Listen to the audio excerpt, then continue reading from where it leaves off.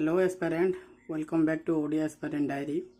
आज आम पढ़ा गोटे बहुत इंपोर्टाट जीके टॉपिक इंडियार क्यों स्टेट क्यों कंट्री सह बॉर्डर शेयर करे। OSSC OPSC SSC railway banking प्रतियोगिता परीक्षा रे यही टॉपिक रू डायरेक्ट क्वेश्चन आसी थाए, तेणु वीडियो को शेष पर्यंत देखंतु। प्रथमे मन रखिबा इंडिया रे मोट 7टी कंट्री सह लैंड बॉर्डर शेयर करे।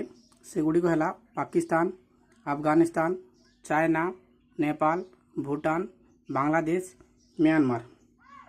सर्ट रे आमे PNB BB CM ट्रिक देखी। आज आमे जानिबा क्यों स्टेट कंट्री सह बॉर्डर शेयर करे।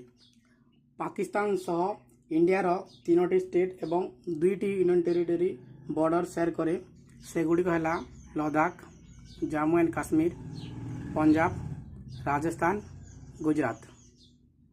अफगानिस्तान सह इंडिया रो ऑफिशियल मैप अनुसार Jammu and Kashmir union territory border share करे।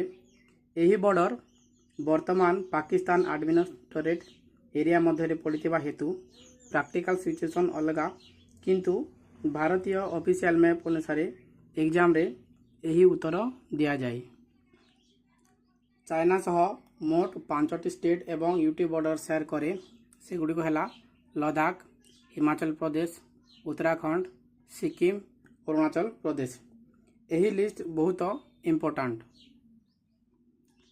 नेपाल सह 5टी स्टेट बॉर्डर शेयर करे। उत्तराखंड, उत्तर प्रदेश, बिहार, वेस्ट बेंगल, सिक्किम। यही ऑर्डर मन रखा दरकार नुहे, किंतु सबू स्टेट मन रखा दरकार। भूटान सह 4टी स्टेट बॉर्डर शेयर करे। सिक्किम, वेस्ट बेंगल, आसाम, अरुणाचल प्रदेश। बांग्लादेश बॉर्डर सहित 5टी स्टेट बॉर्डर शेयर करे। वेस्ट बेंगल, आसाम, मेघालय, त्रिपुरा, मिजोरम। म्यांमार सहित 4टी स्टेट बॉर्डर शेयर करे। अरुणाचल प्रदेश, नागालैंड, मणिपुर, मिजोरम। मु आशा करुच्ची यही टॉपिक आपणक संपूर्ण क्लियर हो गला।